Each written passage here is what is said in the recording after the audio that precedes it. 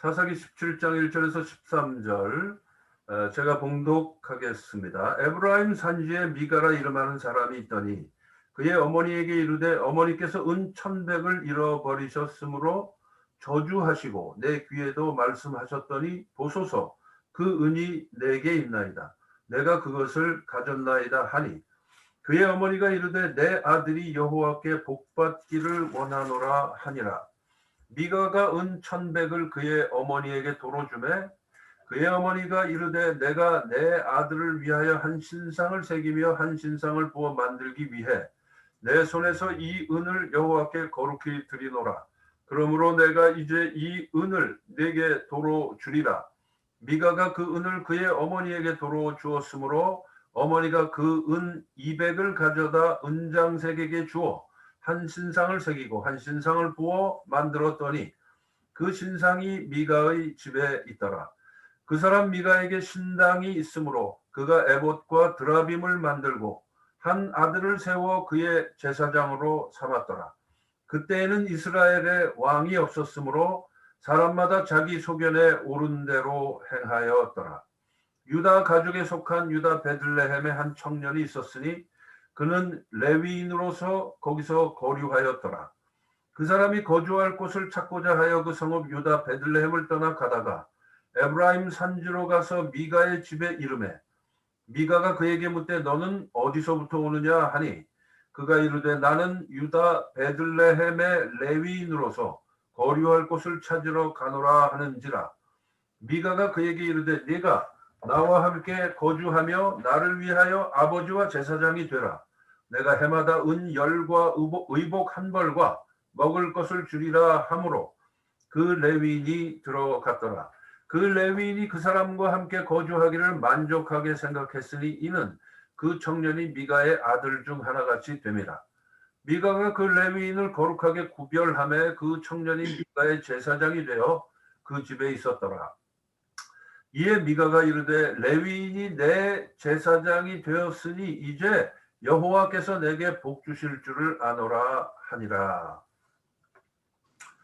자, 사사기에 가끔 가다가 한 번씩 나오는 중요한 표현이 있습니다. 오늘 본문 중에도 나오고요. 오늘 본문 6절에 나오고요. 사사기 제일 마지막에도 보면 나와요. 그 내용이 여러분이 잘 아시는 그때에는 이스라엘의 왕이 없었으므로 사람마다 자기 소견에 옳은 대로 행하였더라. 그랬습니다. 그러니까 이 사사기가 기록된 때는 왕정 시대입니다. 이 표현이 이제 그 클루를 제공하죠. 그때에는 왕이 없었다는 얘기는 지금은 이 사사기를 기록하고 있는 기록자의 지금 현재는 왕이 있다는 것을 암시하고 있는 거거든요. 그러니까 이스라엘의 그 왕정 시대 때에 과거의 사사 시대를 돌이켜 보면서 기록한 책이 사사기입니다. 근데 중요한 거는 뭐냐? 그때는 왕이 없어서, 즉 다시 말하면은 강력한 통치자가 없어서 사람들이 자기 하고 싶은 대로 했다 그 얘기거든요. 각자 자기 소견에 옳은 대로 행했다. 즉 하고 싶은 대로 했다. 가끔 사사들이 통치를 하긴 했지만 사사들은 왕과 같은 그런 절대 권력을 가지고 있는 사람들이 아니었습니다. 일회성으로 하나님께서 허락하시는 기간만큼 사사들이 이제 통치를 했어요. 그러나 왕과 같은 그런 통치는 아니었습니다. 그 당시에는 왕정 시대가 아니고 사사 시대 동안에는 일종의 그 커먼웰스 같은 거예요. 그래서 각 지파들이 서로 연합해서 함께 그 공동체 이스라엘 민족 공동체로서 루스 커넥션으로 각자 지파들이 독립성을 가지고 있었습니다. 그러다가 하나님께서 그 지파들을 돌아가면서 사사들을 세워가지고 이스라엘을 이제 이스라엘이 공경에 빠졌을 때 구해주시고 이제 그런 거죠. 그렇기 때문에 이 당시에는 한마디로 도덕적으로 굉장히 문란하고 그리고 영적으로는 굉장히 수준이 낮은 그런 상태에 있었습니다. 그래서 뭐 지난번에도 여러 번 제가 언급을 했습니다만은 사사 시대를 일컬어서 이스라엘 역사의 영적인 암흑기다, spiritual dark age다. 그렇게 이제 성경 학자들이 또는 역사가들이 평가를 하고 있는 것입니다. 그런데 이 말씀을 우리가 조금 이제 응용해서 해석을 해보면요, 우리 신앙인의 입장에서는 우리의 왕이 예수 그리스도시잖아요. 그렇기 때문에 왕 부재 현상, 왕이 없으면 사람들이 방자해지고 하고 싶은 대로 하는 거예요. 자기 소견에 내가 옳다고 판단되면 하고 싶은 대로 했다 그 말이죠. 그렇게 보자면 왕이신 예수 그리스도가 안 계신 삶은 우리의 삶이 방자한 삶이 되는 겁니다. 그러나 우리가 예수 그리스도를 진정으로 왕으로 모시고 살게 되면은 내 소견에 옳은 대로 하는 게 아니고 나의 왕이신 예수 그리스도의 소견에 옳은 대로 살게 돼 있는 거죠. 아멘인가요? 네, 그래서 우리가 예수님을 왕으로 그리고 주님으로, 왕 위에 점 하나 찍으면 주님이잖아요. 네. 왕은 갈릴 수도 있지만 상황에 따라서. 그러나 내가 한번 주님으로 모셨으면 그 주님은 영원히 나의 주님이에요. 영원히. 이 세상에서뿐만 아니라 그 후까지도 영원히 예수 그리스도는 나의 왕이시요 주님이시다 라는 그런 고백으로 우리는 살아가고 있는 거거든요. 그렇기 때문에 우리가 이 말씀은 사사시대에 핏대어서 한 표현이지만은 주님이 나의 삶의 주인이 되시고 왕이 되실 때에 우리는 내 뜻보다는 주의 뜻을 먼저 앞세우는 그런 삶을 살게 되는 것이다 라는 그 해석이 이 말씀을 통해서 우리가 가능하게 되는 것입니다. 어찌됐든 이 사사시대에는 강력한 통치자의 부재 현상이 바로 도덕적인 문란함과 영적인 그 타락이었습니다. 오늘 이 말씀이 바로 그것을 단적으로 보여주고 있습니다. 오늘 이 본문 말씀은 크게 두 부분으로 나눠져 있는데요. 첫 번째 부분은 간략하게 설명을 드리면 에브라임 산지에 미가라는 사람이 있었는데 이 미가라는 사람이 자기 어머니의 돈을 훔친 거예요. 거액을 훔쳐요. 은 1,100을 훔쳤다 그랬습니다. 그러자 이 어머니 입장에선 자기 아들이 훔쳐간 거는 꿈에도 생각을 못하고 막 그 훔쳐간 사람을 저주를 한 것입니다. 어떤 놈이 이제 만약에 우리가 표현을 하자면 어떤 놈이 내 돈을 훔쳐갔는지 그 놈은 저주를 받아라 라는 그런 막 저주를 막 퍼부은 거예요. 그러자 아들이 자기가 훔쳐갔잖아요, 어머니 돈을. 그러니까 이 미가가 속으로 확 찔리면서 은근히 겁이 난 거예요. 어머니가 자기한테 저주한 거거든요. 어머니는 모르지만 자기가 도둑인 줄을. 근데 저주가 겁이 나가지고 이 아들이 슬그머니 훔쳐간 은 1,100을 어머니 앞에 내어놓습니다. 이거 보니까 제가 갖고 있었네요. 그러면서 이제 슬그머니 내놓은 거예요. 그러자 그 어머니가 이번에는 그 아들을 축복합니다. 바로 조금 전까지 저주를 했었는데 그 아들을 축복을 해요. 뭐라고 축복하느냐? 내 아들이 여호와께 복받기를 원하노라. 그럽니다. 그러면서 그 아들이 자기의 돈을 훔쳐갔다가 도로 내놓은 것에 대해서 감격을 해요. 이 어머니가. 그게 감격할 일입니까? 아니잖아요. 아들이 훔쳐갔다 내놓은 건데 뭔 감격할 일이겠어요. 그런데 거기에 감격을 해가지고 그 은 1,100 중에서 200을 투자를 해서 아들을 위해서 신상을 하나 만들어 줍니다. 그러자 이 미가는 그 어머니의 그 뜻에 부합해서 부응해가지고 자기가 가지고 있는 그 신당에다가 그 인신상을 두고 거기에다가 애드해서 에봇과 드라빔까지 만들어 놓고는 자기 아들 중에 한 사람을 그 신당의 제사장으로 삼습니다. 그것이 첫 번째 얘기입니다. 그리고 이어지는 두 번째 얘기는 뭐냐? 유다 베들레헴에 살던 레위 지파에 속한 한 청년이 이스라엘을 이제 유랑하는 거예요. 여기저기 유랑을 하다가 변변한 직업도 없고 그러는 청년인 걸로 이제 우리가 짐작이 되는데, 이 청년이 유랑하는 중에 우연찮게 에브라임 산지에 갔다가 거기서 미가를 만납니다. 첫 번째 스토리의 주인공인 미가를 만나요. 그러면서 그 두 사람이 대화를 하다 보니까 미가가 보니까 이 사람이 레위 지파 소속이거든요. 청년이. 그래서 미가에게 제안을 하죠.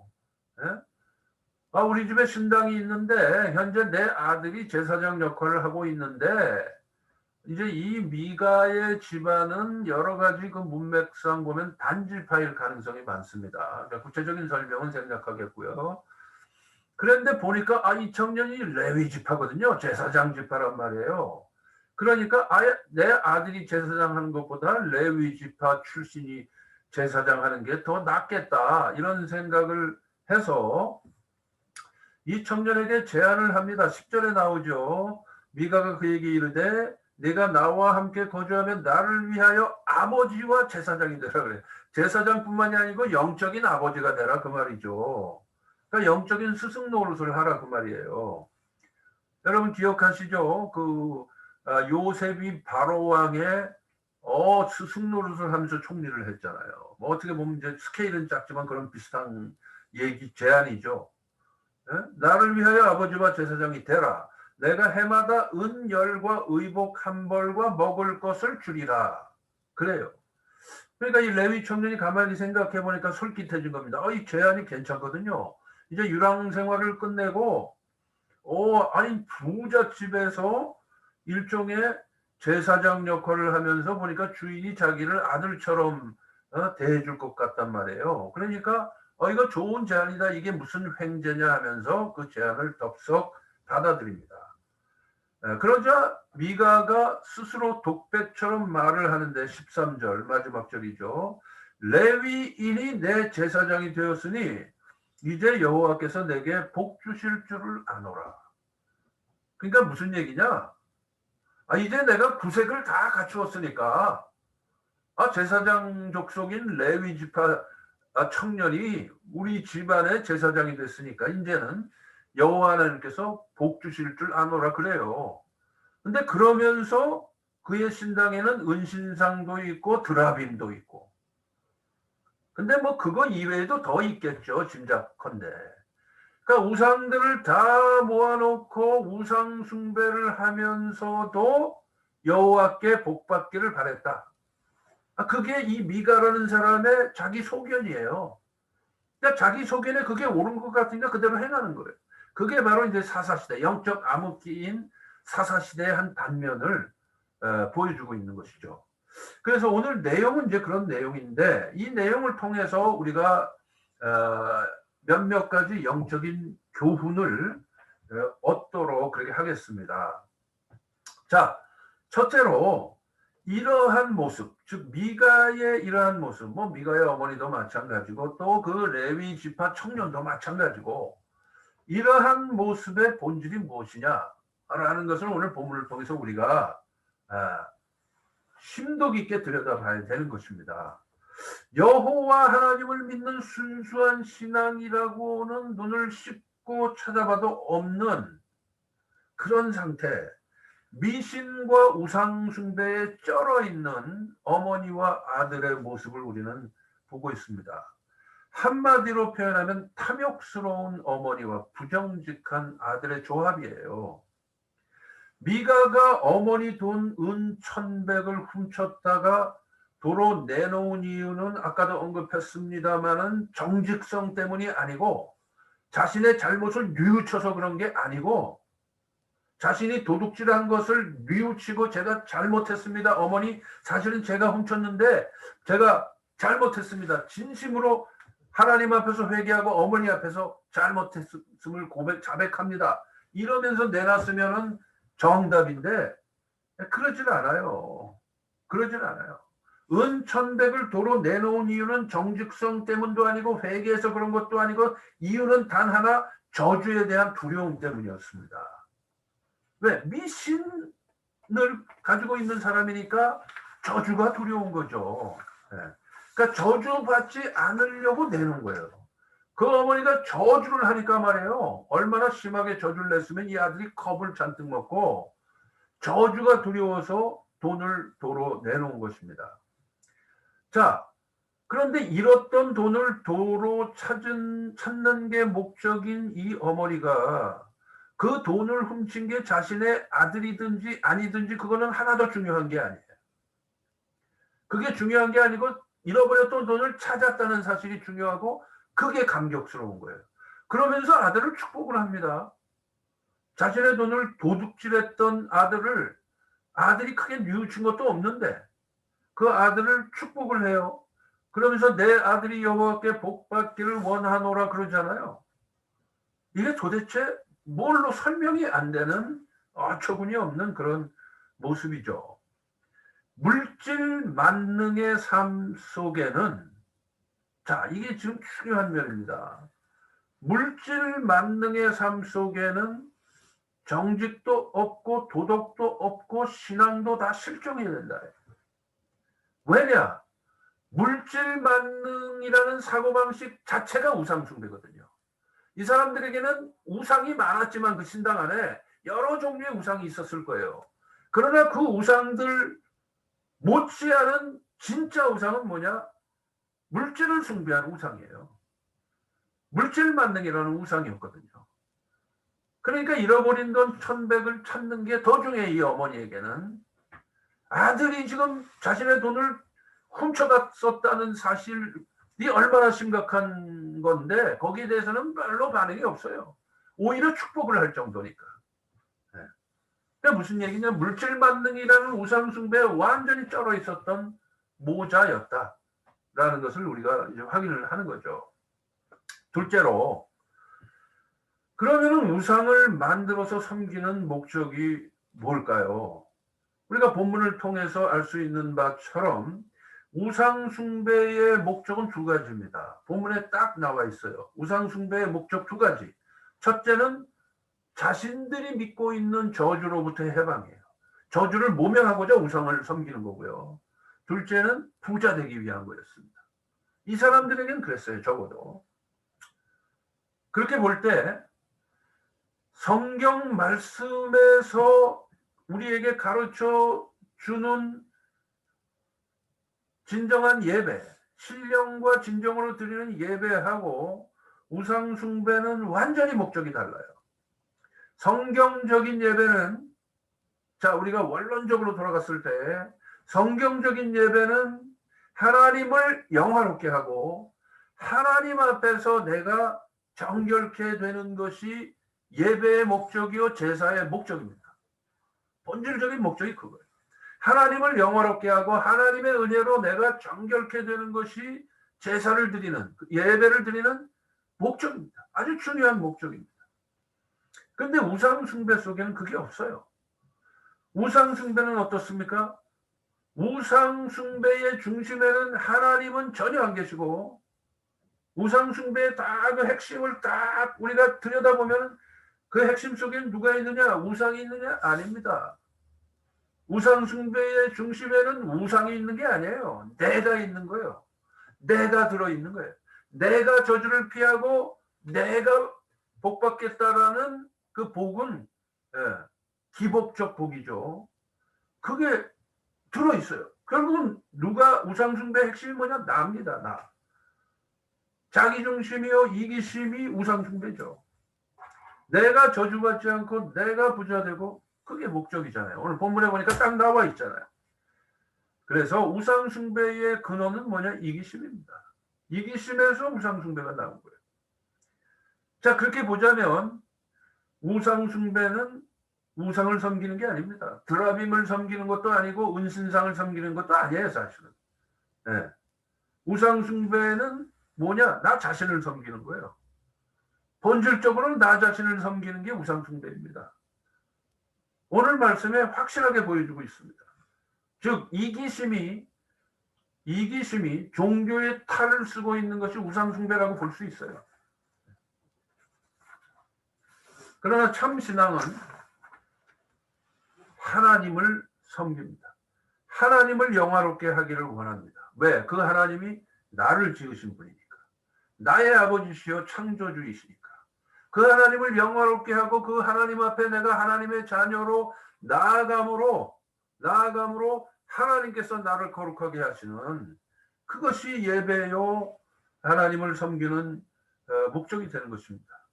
자, 세 번째로 우상 숭배의 그 내용은 뭐냐?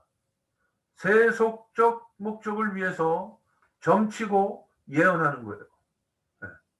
바알 신앙이 다 그랬습니다. 여기에 나오는 것도 다 바알 신앙의 다 아류들이거든요. 뭐 다곤도 그렇고, 드라빔도 그렇고. 한국 사람들이 옛날에 점쟁이한테 가거나 무당을 찾아가면은 무슨 얘기를 듣습니까? 액땜하고 저주 피하고 물 조심하라, 불 조심하라, 동쪽을 조심하라 그런 내용이잖아요.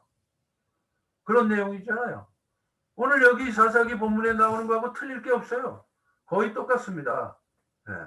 오늘 본문에도 보면은 은신상을 만들어서 신당에 갖다 놓고 또 드라빔도 함께 놓고 그럴까요? 드라빔이 그 가문의 수호신이잖아요. 전부 저주를 피하기 위해서, 액땜하기 위해서 갖다 놓는 거죠.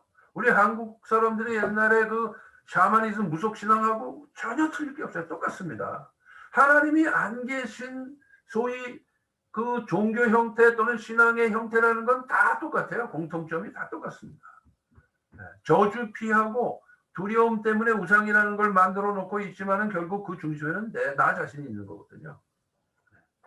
자, 또 네 번째로 우상 숭배의 형식을 보면은 은신상이 있습니다. 은신상이 있고 드라빔도 있고 그래요. 본문에 보면은 숭배의 대상이 필요합니다. 그러니까 드라빔도 숭배의 대상이에요. 근데 숭배의 대상이 여럿이에요. 우상 숭배는 다 다신교입니다. 한 분이신 하나님을 믿는 신앙 이외에는 전부 다신교예요. 우상 숭배의 특징이죠. 우상을 여럿 갖다 놔야 안심이 되니까. 하나나 둘 갖고는 불안하거든요. 여러분, 바울이 아덴에 전도하러 갔을 때에 기억나시죠? 사도행전 16장입니까? 거기 나오잖아요. 이 사람 저 사람들이 집에 가보니까 다 우상을 이 우상 저 우상들 다 갖다 놨는데 그래도 불안하니까 만약에 우리가 빠뜨린 신이 있으면 어떻게 하나 그래갖고 알지 못하는 신에게라는 명찰을 딱 붙여놓고 숭배하고 그랬잖아요. 똑같은 거죠. 지금 오늘 본문에 나오는 사람들하고 전혀 다르지 않습니다. 거기에다가 제사장도 임명하고 에봇도 갖춥니다. 처음에는 자신의 아들을 제사장으로 삼았다가 그래도 이게 뭔가가 찜찜하니까 마침 레위지파 출신 청년이 나타나니까 그를 제사장으로 딱 삼고 나서 스스로 안심합니다. 그러나 그게 안심이 되겠습니까? 말씀이 거기까지밖에 없으니까 그런 거죠. 그러면서 이 레위지파 청년을 고용을 해요. 제사장으로 돈 주고. 근데 제사장이 월급 사장이요. 좀 심하게 표현하면 바지 사장이에요. 이 제사장이.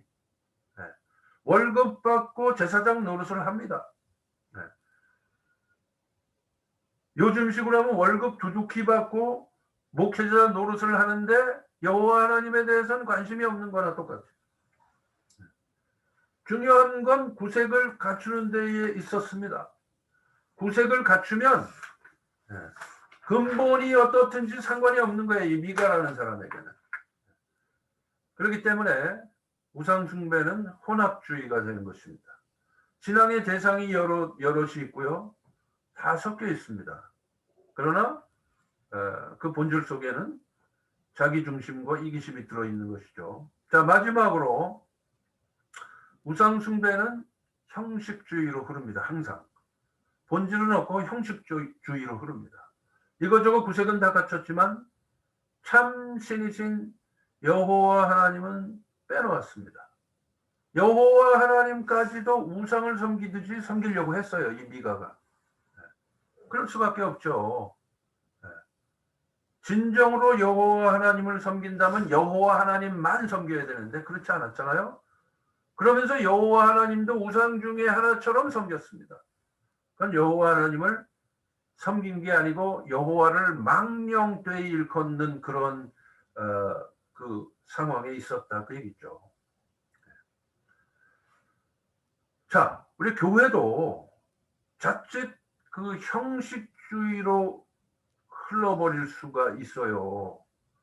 최고의 건물, 최고의 파이프 올겐, 최고의 시설, 멋진 설교자 등등 다 갖추어 놨어도 만약에 그 안에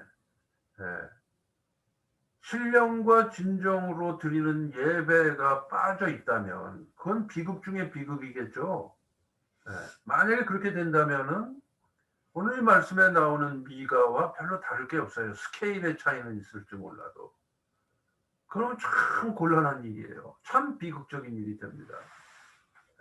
만약에 정말 하나님 앞에서 하나님의 말씀에 쓰여져 있는 원칙대로 목회를 하고 원칙대로 우리가 교회를 이루어 나간다면은 예를 들어서 목회자 세습을 할 생각을 감히 할까요? 저는 그럴 것 같지 않은데 그렇게 될 것 같지 않거든요. 만약에 진정으로 성경 말씀의 가르침에 따라서 한다면은 뭐 간혹 어쩌다 예외적으로 뭐 세습이 있다. 그거는 예외적인 경우는 있을 수 있겠죠. 그런데 그것이 우리 한국 교회의 다반사로 일어난다. 과연 그것이 참 신앙일까요? 우상숭배 쪽에 더 가까울까요? 좀 심하게 표현하면 저는 우상숭배 쪽에 더 가까운 게 아닌가 하는 생각이 많이 듭니다. 제가 너무 심하게 표현했나요? 뭔가가 일관성이 없는 거예요. 컨시스턴시가 없는 거예요. 컨시스턴시가 결여되어 있는 거예요. 입으로는 여호와 하나님이 복 주시기를 원하노라 그랬는데 이 미가가 근데 그의 말하고 그의 행동이 일치되는 게 없어. 왜? 다른 우상을 동시에 섬기고 있으니까 그 여호와 하나님이 자기가 만든 우상이지 말로만 표현으로만 여호와 하나님이지 그 여호와 하나님이 진짜 여호와 하나님이 될 수가 없잖아요. 그런 경우에는. 왜? 이 말과 행동이 불일치하고 있으니까. 현대 교회의 여러 가지 이슈들도 사실 그 본질을 파고 들어가 보면 우상 숭배하고 무관하지 않습니다. 화려하고 멋지고 세련되고 팬시한데 알맹이가 없잖아요. 신앙의 알맹이가 뭘까요? 이기심이 사라져야죠. 자기 중심이 아니고 하나님 중심이 돼야죠. 그런데 하나님 중심이 안 되고 개교회 중심이 되고 어떨 땐 목회자 중심이 되고 어떨 땐 또 성도 중심이 되고 이거 곤란하죠. 하나님이 주인이 되시고 하나님이 중심에 계셔야 되는데 그러면 만약에 그렇다면은 이런 제반의 이슈들이 이렇게 다반사적으로 발생하지는 않을 거라고 저는 분명히 믿습니다. 아무리 우리가 그럴듯한 변명을 늘어놓을지라도 그건 분명히 우상숭배입니다. 교회들이 바뀌어야 하는 이유가 분명한 거죠. 나를 섬기는 게 우상숭배의 본질이잖아요. 그러나 바울은 이런 고백을 했습니다. 나는 죽고 그리스도만. 나는 죽고 그리스도만. 내가 죽고 나의 자리에 그리스도께서 자리를 하셔야만 그것이 참 신앙의 모습이 되는 것입니다. 그리스도의 자리에 내가 있으면 그건 우상숭배인 거죠. 결국 나를 섬기는 것이 우상숭배의 본질이라는 것을 오늘 말씀을 통해서 우리는 분명하게 확인하고 있는 것입니다. 바울의 고백처럼 나는 죽고 그리스도만 내 삶 속에서 살아 역사하시는 그러한 삶의 모습이 되어야 할 줄로 믿습니다. 기도하시겠습니다. 하나님 아버지 감사합니다. 오늘도 사사기의 말씀을 우리가 마음판에 새기기를 원합니다. 나 자신이 항상 중심에 있음으로 인해서 하나님의 자리를 내가 사실은 강탈하는 그런 그릇된 모습을 주님 앞에서 보일 때가 얼마나 많았습니까? 우리가 이러한 모습을 완전히 버리고 나의 삶의 중심에 주님을 온전히 왕으로 주님으로 모실 수 있는 그러한 삶을 늘 견지하며 살게 하여 주옵소서. 그래서 우리의 삶이 진정으로 복된 삶이 되고 여호와 하나님께서 주님께서 우리를 마음껏 복 주시는 진짜 복을 허락하시는 그러한 삶을 살게 하여 주옵소서. 우리 주님 예수님의 이름으로 기도하옵나이다. 아멘.